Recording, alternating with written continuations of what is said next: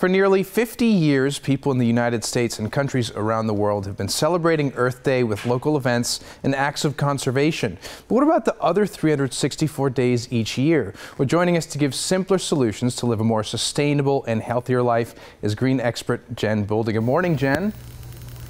Good morning. It's great to have you on. So where do we start when it comes to having what we call a lighter carbon footprint? Right, so you want to think about all the little choices that you're making and that can really add up, so you don't get overwhelmed by thinking, oh, this is a big task, you know. So also I say the easiest place to start is actually in your home, because there's some big bang for the buck type tips you can do there. All right, so where do we start when it comes to that? Okay, so something that people aren't thinking about is inside of their home, indoor air quality can actually be up to 5 times worse than it is outside.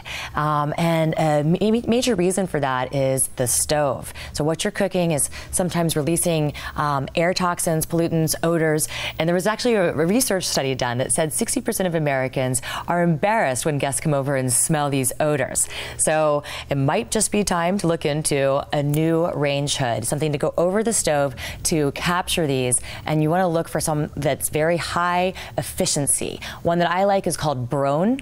So Boulden has a beautiful design and a very high efficiency with their capturing, right? 98.5% of these pollutants are going to be captured and sent outside instead of inside, and they're beautiful, efficient, and easy to install, which I really appreciate. That's always a good thing. And there's some other essentials too that are sustainable. Can you run by some of those for us?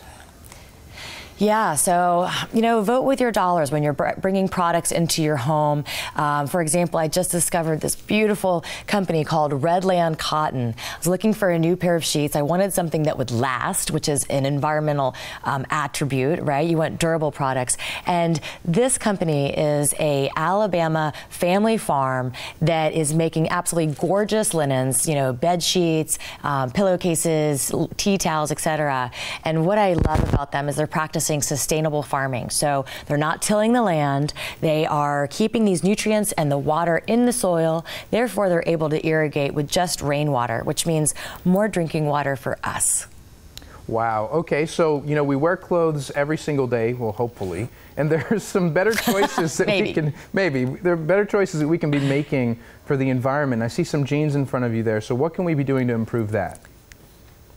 Right. So what this means is, you know, this is also made of cotton. It's a natural fiber. So much of our fabric has shifted into synthetics, which is plastic-based, you know, nylon, spandex, that kind of thing. And unfortunately, what they've just discovered is that when you wash these like workout clothes, etc., the microfibers are shedding off into our water system, into our rivers, our oceans, into the fish that we're eating. So that's not good. Even Patagonia has done a study saying microfleece is releasing a lot of this. Not to mention microfleece holds a lot of odors. I'm not sure if you've noticed that with workout gear, but that's why I go to cotton. And here we've got some jeans, because you can actually upcycle jeans into home insulation by sending them to bluejeansgogreen.org. Excellent. Well, tons of great advice, Jen. You know, a lot of ways that we can improve the environment and really be more sustainable. Yeah. So if we want to learn a little bit more about this, you mentioned a website, but is there anywhere else we can go to learn more? Yeah, so there's jenbtv.com, and that's all of my tips on light green living. Fantastic. Well, Jen, thank you so much for joining us today. Hey, thank you so much for having me, Alex. All right. Now, guys, stay right where you are. We'll be right back.